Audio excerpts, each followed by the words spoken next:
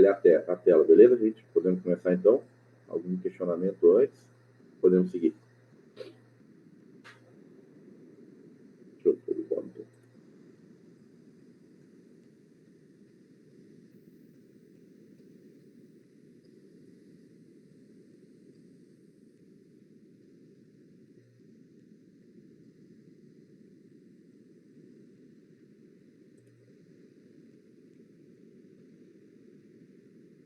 Vocês conseguem olhar a minha tela, gente? Eu preciso que alguém fale, por favor.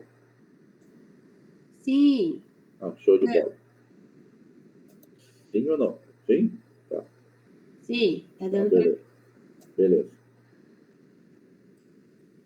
Beleza, gente. Então, assim, algumas questões assim que eu dei uma olhada por cima que eu achei importante. Eu sei que algumas já têm a resposta, né? Não é muito desafiador, tá? Mas aí a gente comenta e depois do assunto da questão eu passo coisas que são bem importantes, tá? Então, a primeira questão fala assim, miastenias graves, né? É uma doença em que a alteração da junção neuromuscular determinam fatigabilidade muscular no esforço repetitivo, tá? Aqui eu sei que está no enunciado da questão, mas principalmente isso você tem que ter na cabeça, tá? Isso é bem questão de prova mesmo. Fatigabilidade muscular no esforço repetitivo, tá? Como é uma doença, né, que tu acaba tendo uma resposta autoimune ali, né, de acetilcolina, tudo que você pensar em músculo que você vai usar diariamente com muita frequência, mesmo que tu não perceba, tá? Você vai ter fatigabilidade. Então, isso é um conceito chave para a prova, tá?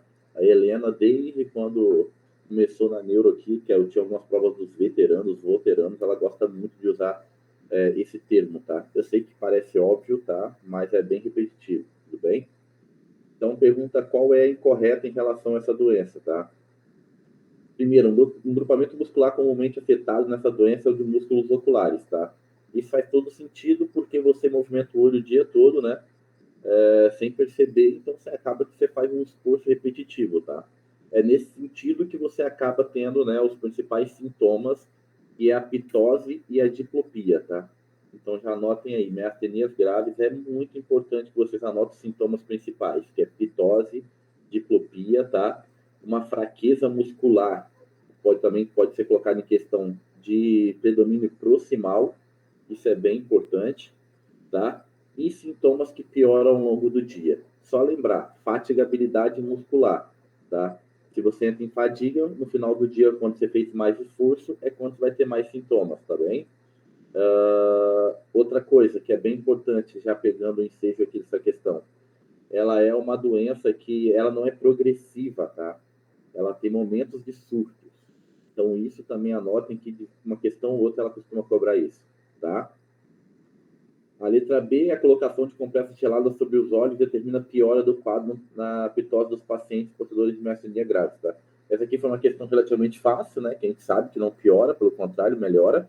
Inclusive, é um teste terapêutico que ajuda a elucidar o diagnóstico. Então, eu sei que é mais tranquilinho, mas também deixe isso bem na cabeça de vocês, tá? Letra C. Nos quadros de insuficiência respiratória em paciente portador de miastenia, deve ser realizada a pressão de imunoglobulina endovenosa ou plasmaferese. Sim, tá? Isso também. E já para vocês quiserem anotar, tá? O tratamento de forma resumida e como ela vai cobrar, se ela cobrar alguma coisa de tratamento específico, tá? De uma forma geral, assim, a gente sempre faz, tá? A imunoglobulina nas exacerbações, tá? De moderadas a severas ou a plasmaferese, tá? A questão de imunossupressores, ela cobra menos, também pode ser usado, tá? Por exemplo, corticoide, tá? Mas o mais importante que tem que saber é a imunoglobulina endovenosa e plasmaferese, tá? É bem importante, esses são os tratamentos básicos, tá? Nos quadros moderados a grave, tá? E o último, os anticorpos receptores de acetilcolina são os mais comumente encontrados nesse caso. Sim, 80% dos casos são anticorpos de acetilcolina, mas lembra que a gente também tem os antimuscarínicos, tá? Que pega ali mais ou menos um terço, tá bom? Então, esses são os dois anticorpos mais importantes. Então, de uma forma geral, o que você tem que saber de miastenia? Repetindo, tá? O quadro clínico, tá? Que é fatigabilidade, e aí entra a pitose e a diplopia, que é muito específico dessa doença, tá? Ela pode vir de uma fraqueza de predomínio proximal, os sintomas pioram ao longo do dia, tá? O teste do gelo é um teste terapêutico, então se vocês pensarem em clima frio, costuma melhorar, tá? Os sintomas. O tratamento, a imunoglobulina endovenosa ou plasmaferese é o mais importante, e os dois receptores principais, tá? Agora, só para puxar aqui uma coisinha, tá? Que eu não vi ainda em questões, talvez eu esteja errado, que eu não vi todas, tá? Mas para ela diferenciar da Lambert-Eaton, né? Que é aquela outra síndrome que acontece lá na fenda sináptica, tá? Ela pode cobrar. Não esqueçam, gente. A Lambert é uma resposta no neurônio pré-sináptico, tá? Que envolve canais de cálcio ali. E ela é muito correlacionada com paraneoplasias, ou seja, é uma síndrome que pode ocorrer em pacientes que têm algum tipo de câncer, é uma síndrome paraneoplásica, tá? Então, eu acho que ela pode vir a mexer com isso em alguma questão, tá? E se ela quiser também pedir sobre crise miastênica nada mais que é quando tipo, você tem agudizou, tá? Todos esses sintomas de uma hora para outra, tá? E através de algum gatilho, por exemplo, medicamentos, tá? Que são os mais comuns. Então, assim, ela nunca cobrou, não vi pelo menos conceito de crise miastênica, mas é mais ou menos isso. Vou pegar uma questão com um quadro clínico bem demonstrativo de miastenia e foi de uma hora para outra, tem um paciente que está usando algum antibiótico, pensa em crise miastênica, tá? Alguém quer participar aqui da... Beleza. Gente, miastenia grave, mais ou menos um resumão é isso, tá?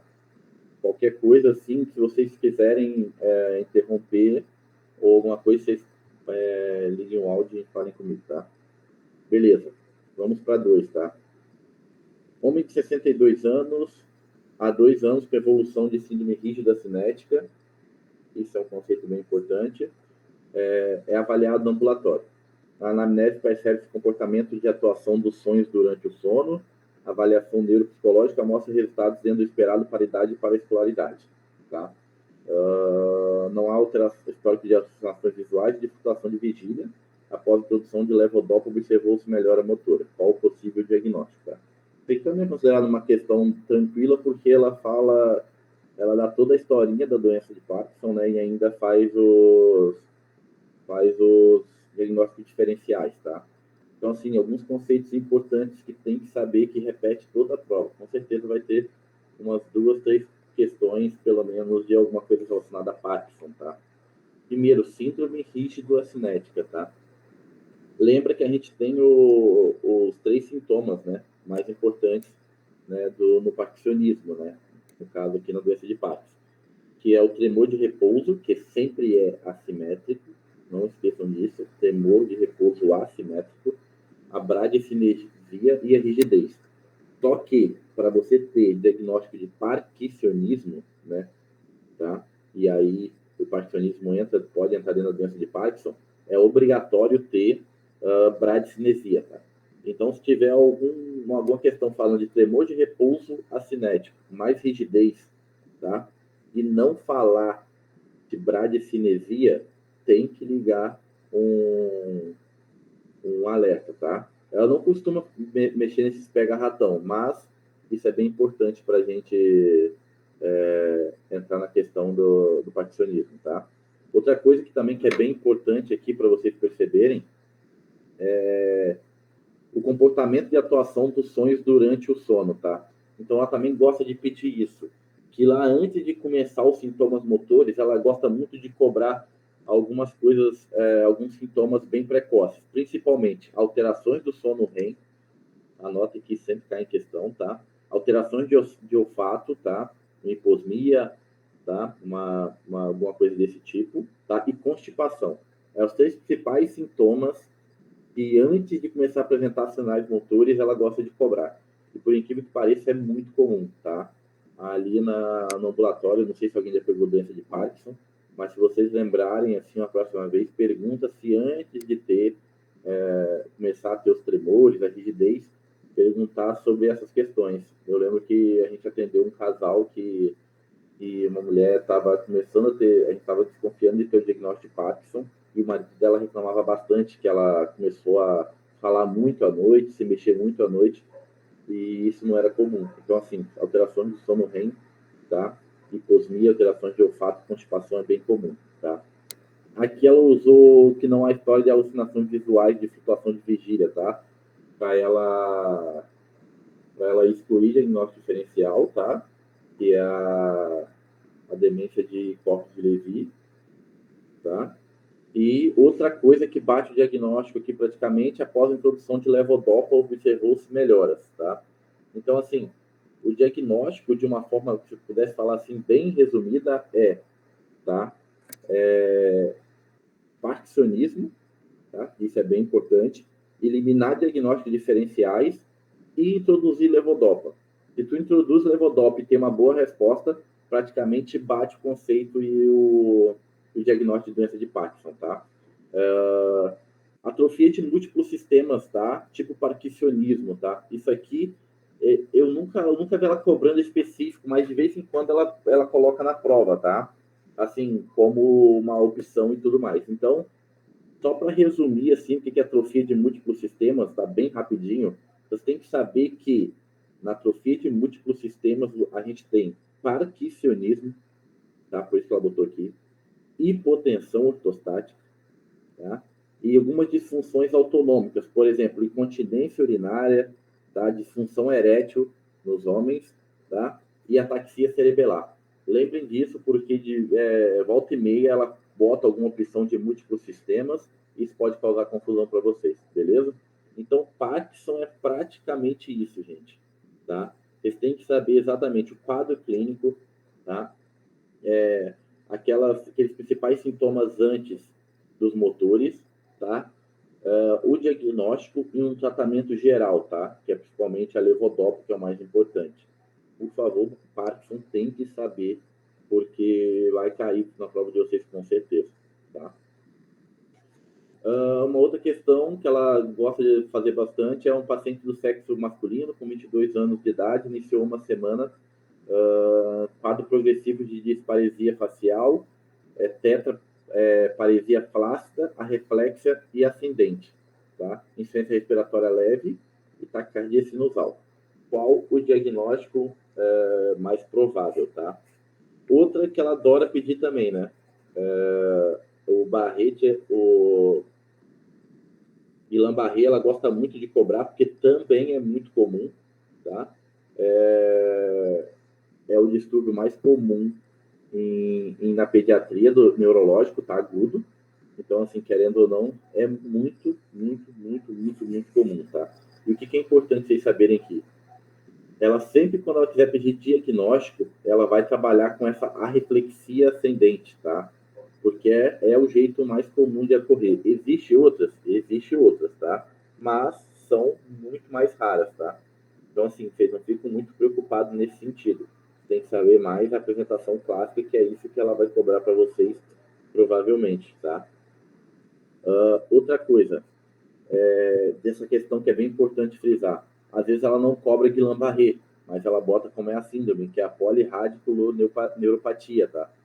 Então, assim, também se atente a esses nomes e trabalhem também aquela relação de um padrinho que tem os bonecos, que tem um acometimento e pede para relacionar a coluna, tá? Ela sempre cobra uma questão daquela ali e costuma mexer um pouquinho na apresentação e nas relações de coluna, tá? Eu vi uma última que eu achei bem mais complicadinha do que caiu para nós, porque ela trocou o padrão, né? Então, assim, ó, a síndrome de Guillain-Barré, vocês têm que saber essa apresentação clássica, por favor, tá? Outra coisa que tem que saber dela, que é que no líquor, tá? Você tem um aumento de células, tá? Você tem uma proteinorraquia, que aí você pode, só pensar assim na questão fisiológica, uma resposta imune, né? Você tem uma reação cruzada de anticorpos, né, que ataca a questão do sistema nervoso central e periférico da gente, tá? Então, assim, resposta imune é proteína. Então, se você tiver uma proteinorraquia no líquor, tá? Um aumento muito grande de proteína, isso é o que auxilia também no diagnóstico de Guillain-Barré, apesar que o diagnóstico é praticamente clínico, tá? Outra coisa que eu quero que vocês anotem, isso também provavelmente vai cair para vocês, que ela trouxe aqui, ó, insuficiência respiratória leve e taquicardia sinusal. Eu quero que vocês tenham em mente os critérios de gravidade, tá? Do Guillain-Barré. Isso vocês têm que anotar, porque provavelmente vai cair em prova para vocês. São 4, tá? Uma coisa que eu quero que vocês tirem como critério de gravidade, que tem uma questão que muita gente errou na minha época, depois alguns não erraram porque acabavam que tinham as provas, né? Mas a reflexia não é critério de gravidade, gente. A reflexia faz parte, tá, do quadro clínico do Guillain-Barré, tá?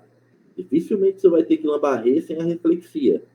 Então, por favor, isso não é critério de gravidade. Os critérios de gravidade são não conseguir caminhar por pelo menos 10 metros, para ser mais específico, tá? Dificuldade de engolir, disfagia, tá? E insuficiência respiratória. Gente, é só pensar assim, ó, se você tem dificuldade para andar, você tem uma rápida progressão da doença, tá? De um nível bem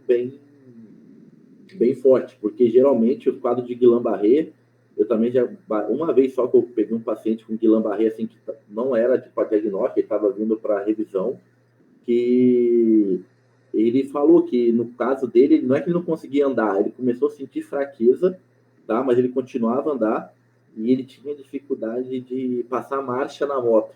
Olha que viagem, né?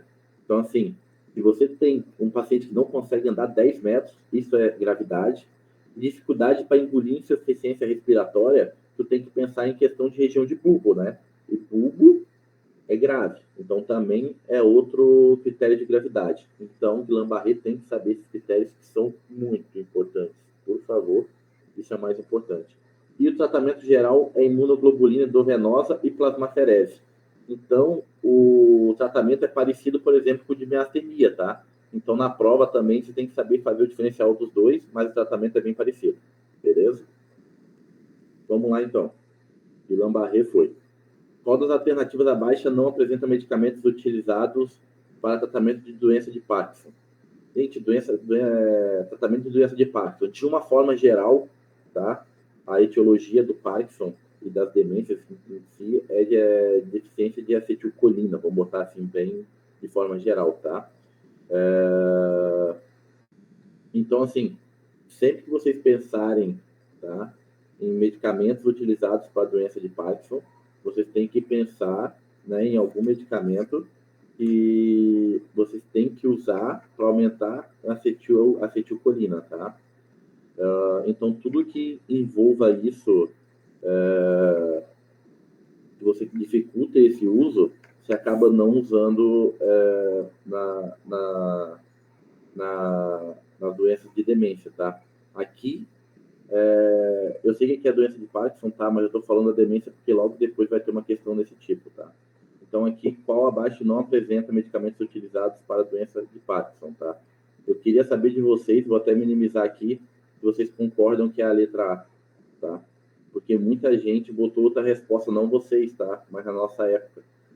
E se alguém conseguir concordar aí. Não, Lucélia, agora que eu vi, tá? Só voltando. Taquicardia não é, tá? Sozinha não, tá? Não é critério de gravidade na Guillain-Barré. Desculpa, eu não tinha visto. Gente, vocês concordam com com essa questão aqui? Anticolinesterásico? Beleza, mais alguém concorda?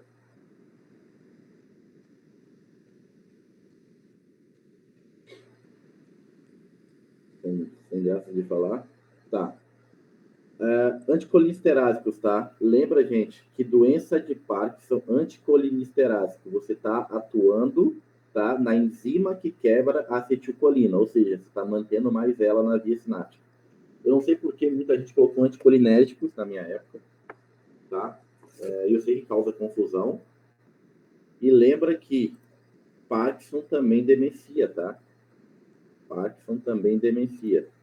Então, querendo ou não, depois é uma doença que também tu pode usar esses medicamentos, tá? Eu vou acelerar um pouquinho, gente, porque senão a gente vai ficar muito tempo aqui. Depois, qualquer coisa, eu abro outra outra horinha rapidinho, tá? 7. Paciente feminino de 60 anos. Parkinson não vou falar muito porque acaba que a gente já falou bastante, tá? E são questões mais de conceitos, assim, igual o fator de risco também, vocês estudem a parte, tá? Porque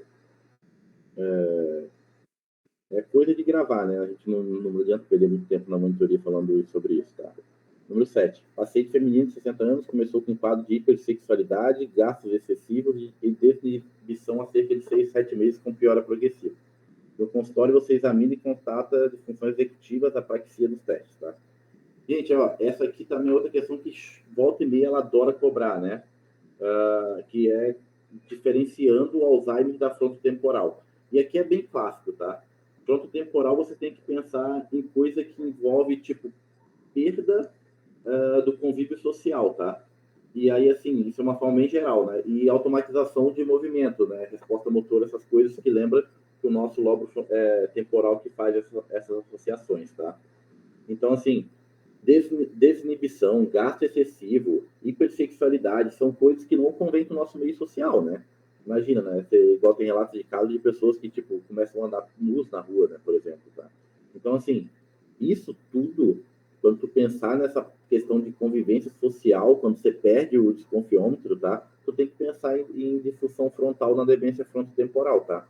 Outra coisa também que é bem comum, inicialmente, é as disfunções executivas.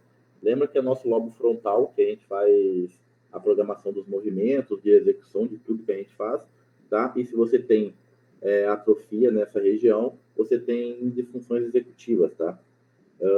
É bem importante isso para diferenciar da doença de Alzheimer, tá? Porque Alzheimer, geralmente, você começa com problemas na memória, tá?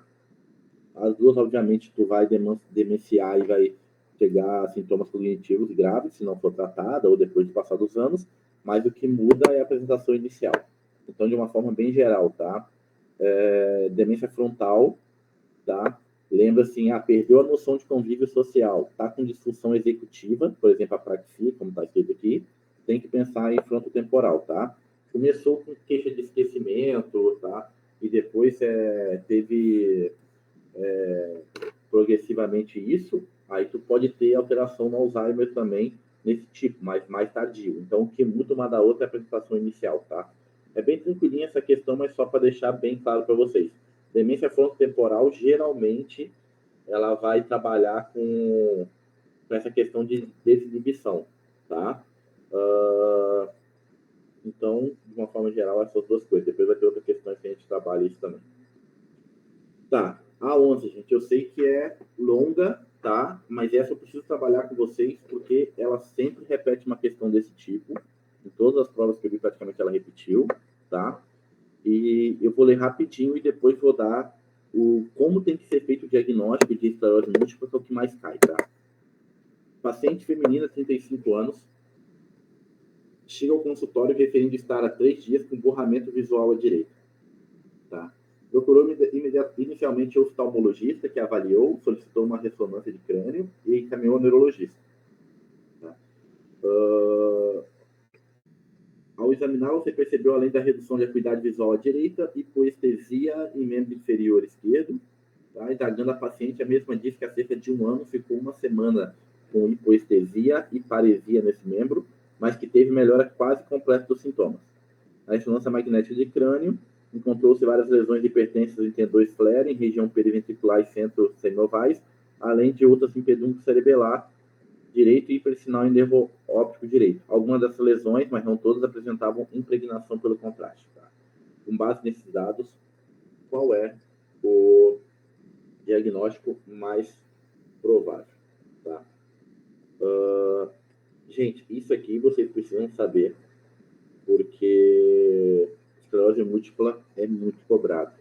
Não só aqui, mas também quando vocês ficarem lá na frente, na prova de residência também, é muito cobrado. E de uma forma geral, esclerose múltipla, vou tirar um tempinho a mais para explicar para vocês, que gera muita dúvida, tá? Então tá, primeira coisa que eu quero falar para vocês, não se apeguem, tá, a saber as apresentações clínicas nesse momento. Porque a esclerose múltipla, você pode ter literalmente qualquer apresentação clínica quando tu afeta o sistema nervoso central ou periférico. Qualquer uma, gente. Tá? qualquer um. O que vai ser o grande diferencial da esclerose múltipla? Duas coisas. O diagnóstico tá, em espaço e tempo. O que isso quer dizer? Eu preciso de ter mais de um acometimento em regiões diferentes do meu sistema nervoso central, mais de uma, tá? E ser disseminado no tempo, tá? Ou seja, se eu não tiver dois acometimentos, tá? Em tempos diferentes, já não pode pensar em esclerose múltipla. E isso é muito importante, tá? Se vocês pararem para pensar só no acometimento, no quadro clínico, vocês vão pirar, porque literalmente pode ter 1000 apresentações, tá? Então, assim, o que eu quero que vocês saibam é o seguinte, tá? Diagnóstico de esclerose múltipla. Você vai fazer o exame físico para colher história, como ela está falando aqui, ó. Que há uma semana ela teve hipoestesia e paresia nesse membro, tá? Que há 3 dias teve borramento visual à direita, tá? Há cerca de 1 ano ela teve uma outra apresentação, tá? E todas elas voltavam e melhoravam, tá? Então você imagina, um borramento visual à direita, mesmo craniano, tá? Depois teve uma paresia em membros, tá? Lá na coluna já, lá no sistema nervoso central, lá na coluna, ou algum nervo periférico. Olha a distância de 2 acometimentos, tá? Então eu tive 2 regiões do meu sistema nervoso totalmente diferentes acometidas. E teve disseminação no tempo, porque aqui há cerca de 1 ano ela teve acometimento, agora 3 dias, tá? Então, assim, na clínica e na história, eu já tive apresentação que bate bem bonitinho com a esclerose múltipla. Aí tu pensa, eu vou dar diagnóstico? Pô, dá diagnóstico, tá? De uma esclerose múltipla, né? Ou só com a clínica e com a história, você tem que ter muita confiança, né? Então, assim, você sempre vai fazer exame de imagem, tem que ser ressonância. E a ressonância também tem um macete, que vocês já devem estar ligados, que é a impregnação do contraste, tá? Quando impregna, tá?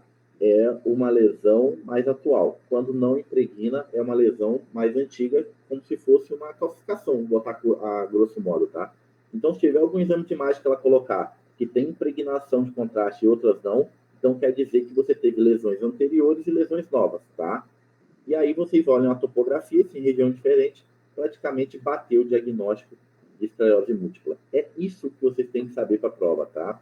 Por isso que a resposta aqui, o diagnóstico mais provável é de esclerose múltipla, pois além do quadro ser sugestivo, as informações da anamnese, exame físico e de imagem fecham o critério de disseminação no tempo e espaço. É muito importante, porque sabendo isso, vocês matam todas as questões de esclerose múltipla. Todas, tá? Eu quero só comentar sobre as fases da esclerose múltipla, que eu não vi ela cobrando ainda, mas que gera muita dúvida, tá? Gente, assim, ó, primeira fase da esclerose múltipla, tá? Vamos supor, ninguém sabe, por exemplo, que algum de nós aqui está com esclerose múltipla se a gente não teve sintomas ainda, mas pode ter começado, que é a fase que a gente chama de pré-sintomática, que são as inflamações, tá? Que a gente tem disseminada pelo nosso sistema nervoso. Gente, o que eu quero que vocês entendam é o seguinte: se por acaso vem um paciente e você pega lá uma ressonância magnética e você vê alterações, tá? Que batem bonitinho com Alzheimer, desculpa, com a esclerose múltipla, mas ele não teve sintomas ainda. Gente, se ele não teve sintomas ainda, eu não posso dar diagnóstico, tá? Mais uma vez, você precisa de exame de imagem, mas a clínica aqui ainda é soberana. Então, se um danado paciente tiver alteração de imagem, mas não teve clínica nenhuma, por mais que a imagem seja sugestiva de uma possível esclerose múltipla, tu não trata, porque tu não pode dar diagnóstico. Então, a fase pré-sintomática, que é a fase inflamatória, não se trata, não se dá diagnóstico. Primeira coisa, tá? Segundo, quando você começa a ter os sintomas, você começa a ter a fase de surtos, tá? Vocês devem lembrar disso.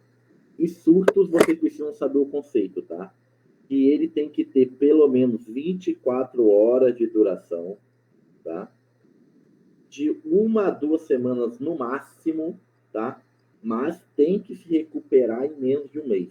Então, o surto tem que ter pelo menos 24 horas e tem que se recuperar dentro de um mês, tá? E entre um surto e outro, precisa ter pelo menos um mês de diferença. Por que vocês têm que saber esse conceito? Porque a partir do momento que você começar a ter sintomas e não respeitar, tá? Esse conceito, a gente vai entrar na fase secundariamente progressiva. Tá? Então, repetindo, tem a fase pré-sintomática inflamatória, tá? Que tu não trata, tu pode ter alteração de imagem, mas se você não tem clínica, não trata. Aí, se você começar a ter clínica, você está entrando na fase de surtos, que é essa remitente recorrente, tá? Então, fala, fase remitente recorrente. Tem surtos, volta, tá? Tem que saber esse conceito, que tem que ter 24 horas no mínimo, recuperar em menos de um mês, e tem que ter um intervalo de um mês entre um surto e outro, para a gente poder falar que é a fase remitente recorrente, que se você começar a ter surtos que não respeitam mais esse intervalo de tempo, você já está chegando na fase degenerativa, que é a secundariamente progressiva, porque ela é secundária à fase de surtos, tá? Eu preciso que vocês saibam disso, porque é muito importante, tá? Então, essas são as fases da esclerose múltipla. A primariamente progressiva é quando tu pula a fase remitente recorrente. É super rara, mas pode ter um caso em que o paciente está lá assintomático e quando começa a ter a clínica, tá? Ele já ele já pula a parte de surto, ele não vai e volta, ele já começa a ter a parte degenerativa direto, tá? Com vários sintomas que não regridem. Então, isso é primariamente progressiva porque ela não passou pela remitente recorrente. É rara, mas a gente tem que saber. Gente, essa parte, vocês entenderam? Alguém dá um feedback que eu preciso saber, porque essa parte é uma das coisas mais difíceis. Tá? Ô, Alan, tu pode repetir essa parte, por favor, para eu anotar direitinho? Eu repito. É o que mais Tu vai ter a pré-sintomática que tu não trata, né? Que não vai ter surto ainda. Não trata, Tá. exato. Tu pode ter Daí alteração depois... de imagem, mas se aqui não tiver clínica, tu não trata, não tem como dar diagnóstico. Tá? Isso. Essa é a pré-sintomática, é a fase inflamatória que a gente chama, tá? Quando você começa a ter sintomas, tá? Aí, provavelmente, 85% dos casos, tu vai estar entrando na fase remitente recorrente, tá? Que é a fase de surtos, é a mesma coisa, tá? Só que, assim, ó, aí a clínica pode ser da mais variada possível. Depende da topografia que está tendo a reação inflamatória, tá? A reação imune ali, tá? Então, assim, ó, você não se apeguem à clínica, se apeguem àquela questão do espaço e do tempo. Só que a fase de surtos, ela tem uma regrinha, que é um conceito, que é assim, ó, o surto, ou seja, os sintomas que tu teve, tem que ter pelo menos 24 horas de duração no mínimo, tá? Isso é bem importante, tá? E você tem que se recuperar dentro de um mês.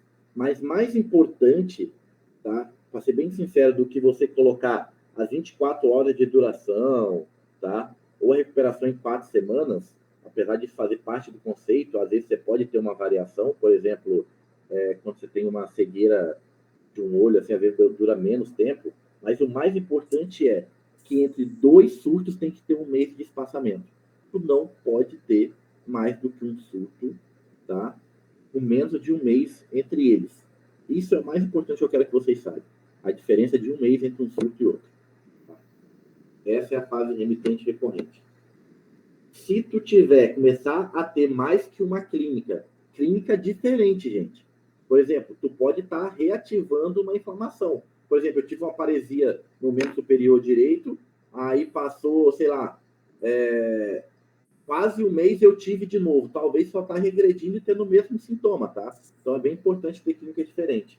Se tiver menos que um mês, você está retendo de novo essa crise, tendo outros sinais, com menos de um mês da última, aí tu está entrando na fase secundariamente progressiva. Ou seja, você está com tanta inflamação, com tanta resposta imunológica contra o seu sistema nervoso central, você não tem mais remissão dos sintomas. Você só tem agora sintomas praticamente todos os dias, entendeu? Aí você está entrando na secundariamente progressiva. Tá? A primariamente progressiva, que é a minoria, que é nem 10% dos casos, é quando você pula da fase pré-sintomática, que tu não tem nada, começa a ter sintomas, mas aí não tem surtos mais, porque tem tantos, tá? Em menos de um mês, que você já está indo direto para a parte degenerativa. Tá? Então, essa é a primariamente progressiva. Não sei se ficou claro. Isso é meio chatinho, mas é importante você saber. Tá, só deixa eu ver se eu peguei. A primariamente progressiva, ela já pulou pro surto e ela vai ter, tipo, uma inflamação contínua, né? Ela vai direto para uma degeneração. Isso, praticamente isso, mas aí a gente não fala em surtos, né? Porque os surtos é uma fase da remitente recorrente. Surtos é quando vai e vem.